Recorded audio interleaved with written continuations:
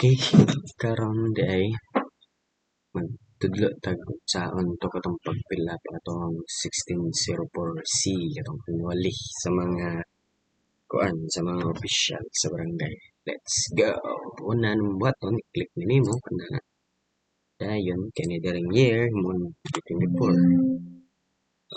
Add update ka sa schedule 1. Okay, i-okay ra nimo.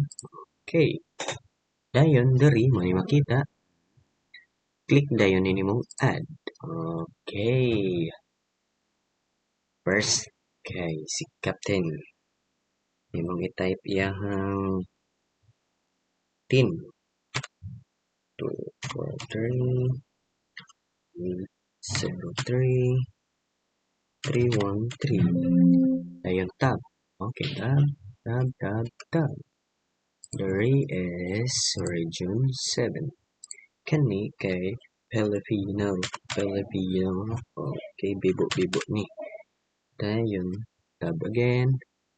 Yes, NA regular 01 2024 12/31 2024 mana diha. Okay, ayun tab kani sa non-taxable diretso ra ta sa kaning 13th month and other benefits. Niya natay sample ani kaning siya. Muna atong sample para dali na to. Compute na nato dayon. Kani. Okay, let's go back. Okay, ang naduwatan ni ka pagka 2024 sa 13th month or year end plus cash gift or sa panabasing na may mga other benefits diha. Inyo na plus ang sa case ako kay cash gift ra man mo so 5,000 ra. Kina. Oops, lapas. Okay. Okay. Dayon sa kaning diminimis. Ano ni siya? Benefits. Katuning money base ani niya session nga nadawatan pagka 2024. Okay. Sa case na mo ang nadawat ka 7. Okay, mana day na. Tab na dayon tab. Kanira sa dinhi sa nga part sa non-taxable nga part, kanira imong pilapan 13 and kaning diminis. So, diminis. Okay, let's tab.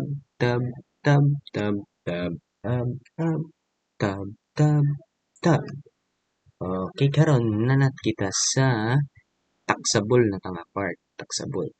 Atong taxable, ang nadawatan kung pila inyong sweldo times sa inyong 12, ano butang dere. Okay, sikap kanin. 6.32. Mana? Money ang whole year. Dawatan nga salaries and wages ni Cap. So, tab.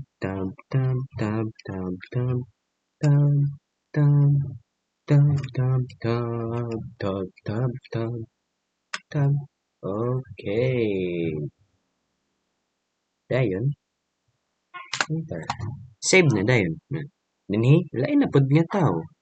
Type na pud nimo iyahang number. Dayon 889-235. Okay. Kana lang. Okay, balik dayon. Thank you.